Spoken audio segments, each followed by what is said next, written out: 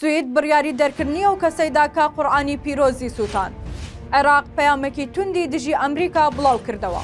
بەغداد ناوێرێت بڵێت هێرشەکەی ئەم شەو ئەمریکا بوو. سڵاوتان لەبێ لە تیوارۆسی هەواڵتان پێشکەشەکەم. دادگای کۆچبەرانی سوید ڕەزامەندی دەربڕیوە لەسەر دەرکردنی سەلوان مۆمێکا.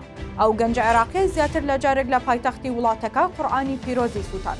با پێی هەواڵێکی ڕاگەاندنی فەرمی سوید دادگای کۆچبەرانی ئەو وڵاتە داوەتی هەڵبچوونەوەی سەلوان مۆمیکا بۆ بڕیاری دەرکردنی ڕەت کردوێتەوە و ڕەزامەندی دەربڕیوە بە دەرکردنی ناوبراو لە وڵاتە.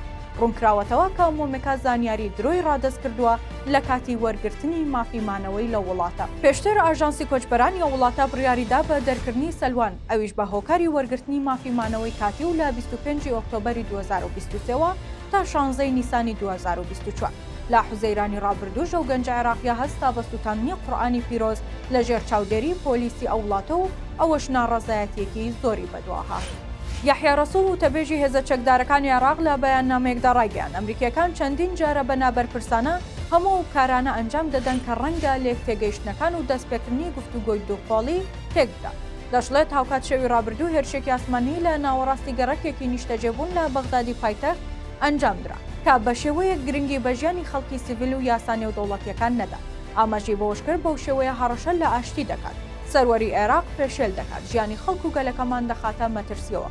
ئەوەی لەوە مەترسیدارتریشە ئەوەیە کە هاوپەیمانی نێودەوڵەتی بە تەواوەتی ئەو هۆکار و مەبەستانە تێدەپەڕێنێت کە لەسەر خاکی ئێمە بۆی دروست بووە. باسی لەوەشکر ئەم کارانە زیاتر لە جاران پاڵ بە حکوومەتی عێراقەوە دەنێ بۆ کۆتایی هێنان بە ئەرکی ئەم هاوپەیمانیە کە بۆتە فاکتەری ناسەقامگیری عێراق و هەڕەشەی ڕاکێشانی عێراق بۆ ناوبازنەی ململانەکان.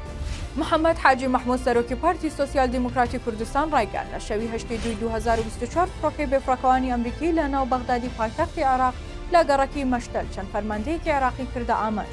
وەزارەتی بەرگری ئەمریکا پێنتاگۆن ڕایگەیاند کە ئەمریکا هێرشەکەی ئەنجام داوە، بەڵام بەغداد دەڵێن لە لێکۆڵینەوە داین بزانین کێ بووە، ناوێرن بڵێن ئەمریکایە. من قسەم لەسەر دادگای بەغدادە.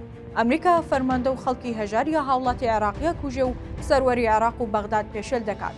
خێرا ئەو دادگایە هەر ڕۆژە و بڕیارێک دژی کورد و هەرێمی کوردستان ئەدات بۆ بەرگری لە سەروەری عێراق و بەغدادی پایتەختی عێراق ناکات و بڕیاری دەرکردنی هێزەکانی ئەمریکا بە بڕیاری دادگا نادات. ئەبێت خەڵکی عێراق چاوەڕوانی بڕیاری دادگای عێراق بێت بۆ دەرکردنی ئەمریکا.